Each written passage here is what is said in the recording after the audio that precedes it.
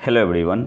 आज से हम लोग करेंट अफेयर क्विज स्टार्ट कर रहे हैं for upcoming 69 BPSC and RSP. वैसे तो किसी भी एग्ज़ाम के लिए इंपॉर्टेंट है, लाइक बिहार दरोगा, यूपी पुलिस, बिहार पुलिस, सारे एग्ज़ाम के लिए इंपॉर्टेंट है। तो आते हैं पहले क्वेश्चन पे। क्वीन पाइनएप्पल नामक अनानास की एक महत्वपूर्ण किस्म किस राज्य में उगाई जाती है? तो सही आंसर होगा त्रिपुरा में।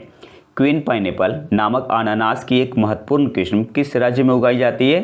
त्रिपुरा में।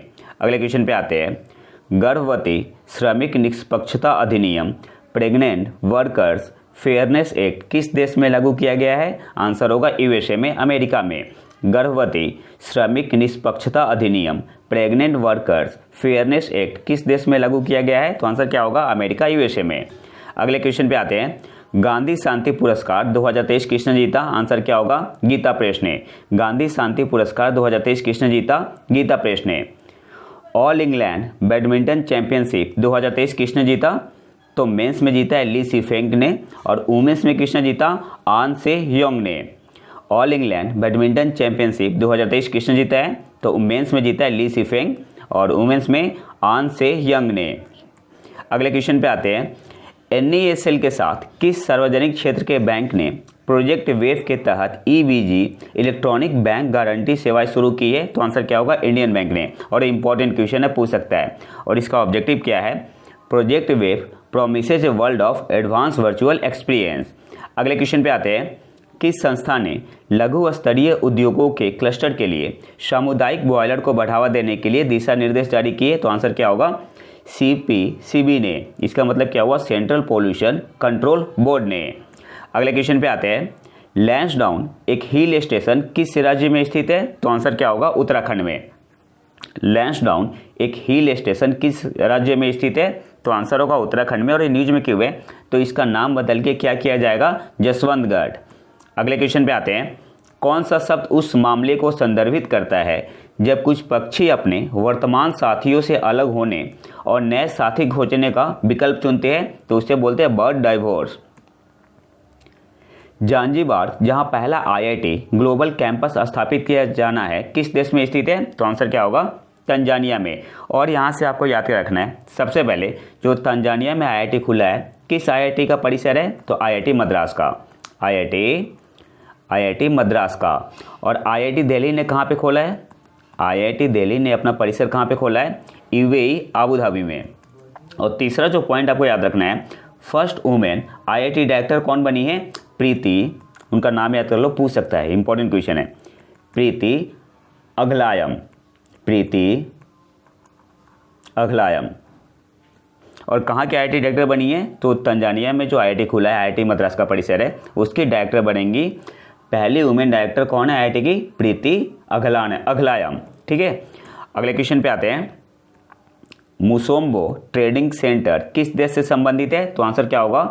कांगो लोकतांत्रिक गणराज्य से। मुसोम्बो ट्रेडिंग सेंटर किस देश से संबंधित है? तो आंसर होगा कांगो लोकतांत्रिक गणराज्य।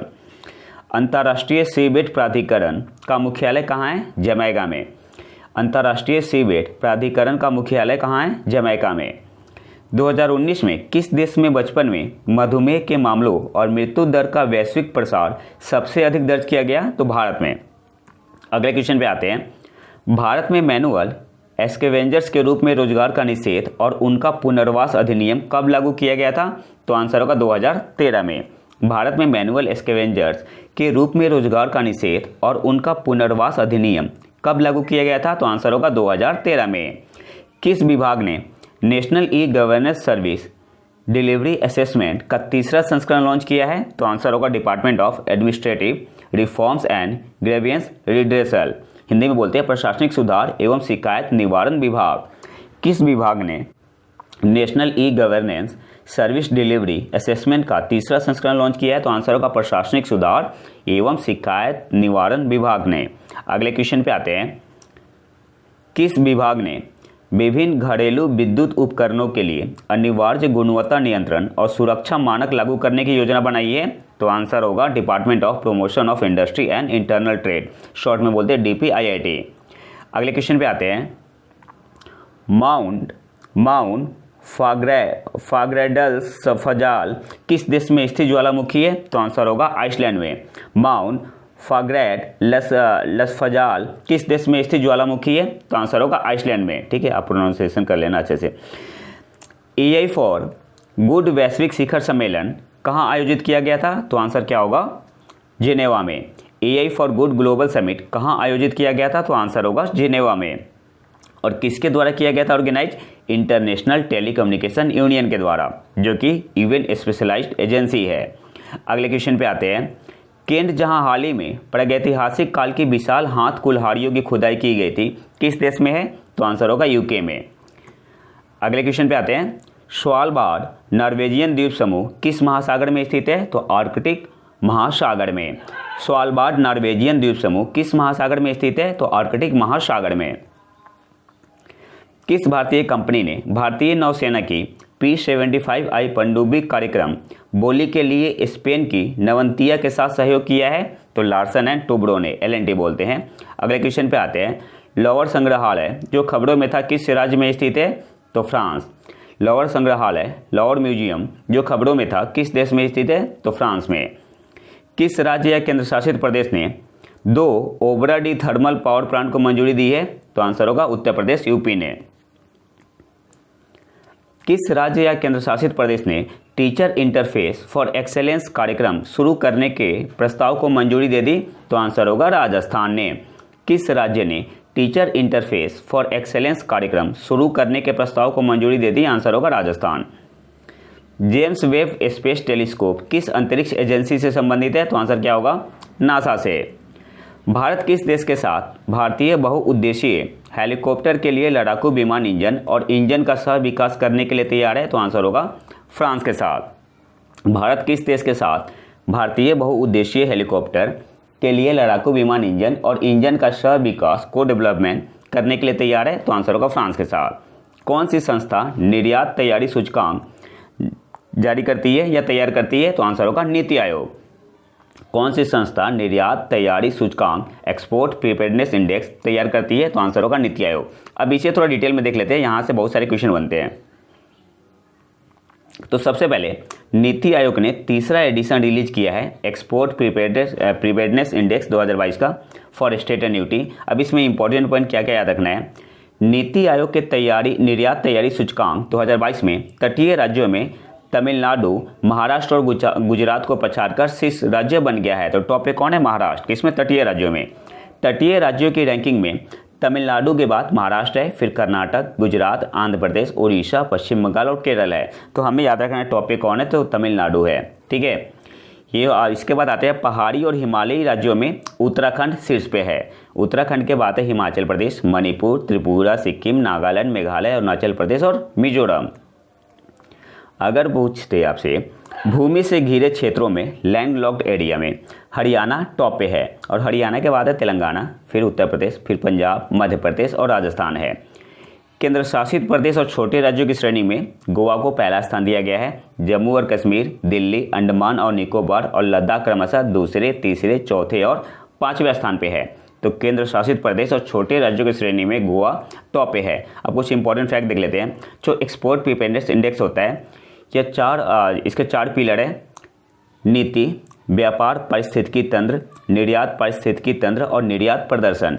याद रखना है जो EPI 2022 रिपोर्ट 4 स्तंभों कौन कौन सी है? नीति, व्यापार पारिस्थितिकी तंत्र, निर्यात पारिस्थितिकी तंत्र और निर्यात प्रदर्शन पर राज्यों के प्रदर्शन का मूल्यांकन करती है। तो आपको याद रखना है इन चारों पिलर का नाम।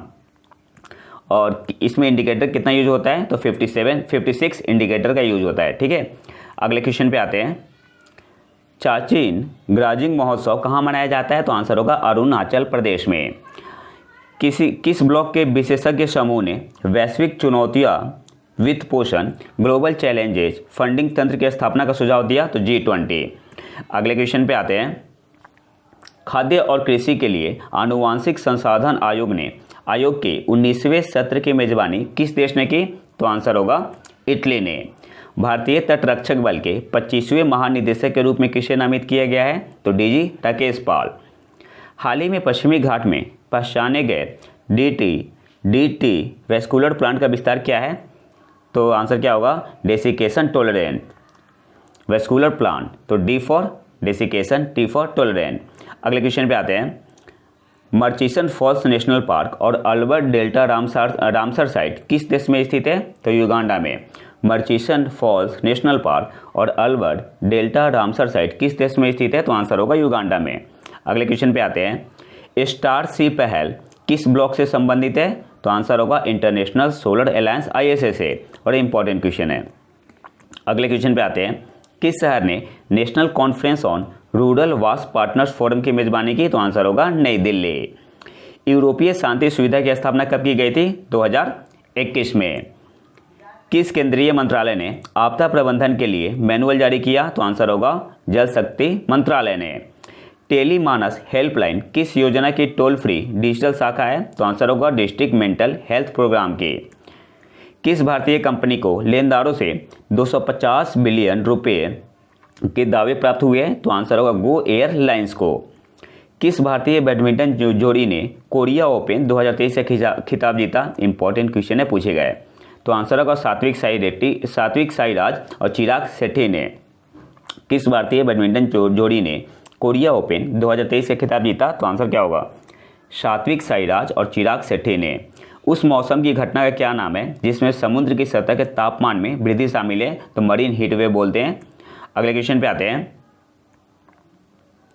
प्रधानमंत्री नरेंद्र मोदी ने किस शहर में दूसरे अखिल भारतीय शिक्षा समागम का उद्घाटन किया? तो आंसर होगा नई दिल्ली। X-59 जिसे सन ऑफ कॉनकॉर्ड के नाम से भी जाना जाता है, किस देश का एक प्रायोगिक सुपरसोनिक विमान है? तो आंसर होगा अमेरिका का, USA का। तो ये तो था हमारा आज का लेक्चर। अगर आपको इसका PDF चाहिए तो आप हमारे टेलीग्राम चैनल प्रतीक IQ को ज्वाइन कर सकते हैं, लिंक मैं कमेंट बॉक्स में डाल दूंगा। तो अगर वीडियो पसंद है तो लाइक करें और चैनल को सब्सक्राइब जरूर कर लें। मिलते हैं नए वीडियो में नए टॉपिक के साथ, तब तक के लिए नमस्कार, जय हिंद।